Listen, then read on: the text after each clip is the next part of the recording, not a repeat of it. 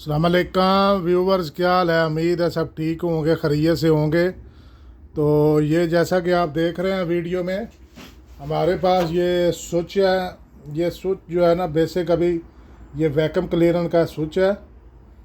तो ये स्विच जो है ना अभी काम नहीं कर रहा। ये पुश तो हो रहा है लेकिन ये सप्लाई जो है ना पीछे से आ रही है, आगे जो है ना ये नहीं दे रहा। इससे मकनक जो वैक्यूम क्लीनर वो चालू नहीं हो रहा। तो अभी हम आपके सामने इसको खोलते हैं और चेक करते हैं इसको बेसिक प्रॉब्लम क्या है। ये इसके पॉइंट है, इधर जो है ना दोनों तारें लगी हुई थी, इनपुट और आउटपुट, लेकिन इसको पुश करने से ये जो है ना मकनसा चल नहीं, वैक्यूम क्लीनर चल नहीं रहा था। तो ये इस साइड से नहीं बल्कि ये ऊपर वाली साइड से खुलेगा। ये देखें, ऐसे इस साइड से और थोड़ा सा इस साइड को इसे पुश करेंगे, दबाएंगे तो ये जो है ना बाहर निकल आएगा इसका बटन। और इसके बाद फिर इसको देखते हैं इसको प्रॉब्लम क्या है, क्योंकि इसके नीचे जो है ना इसके पॉइंट लगे हुए हैं।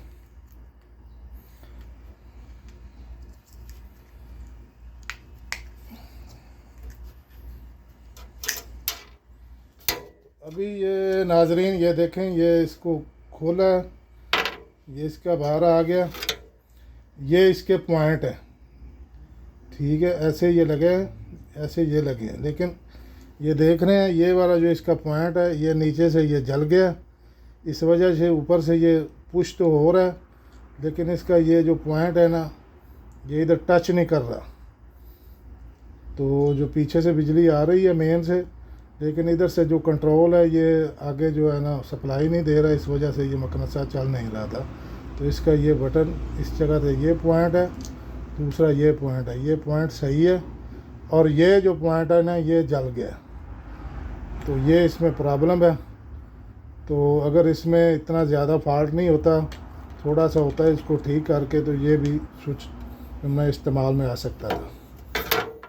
तो वीडियो देखने का शुक्रिया। वीडियो अगर अच्छी लगे तो वीडियो को लाइक करें, शेयर करें, कमेंट करें। चैनल पे न्यू हैं तो चैनल को सब्सक्राइब करें। वीडियो देखने का बहुत शुक्रिया।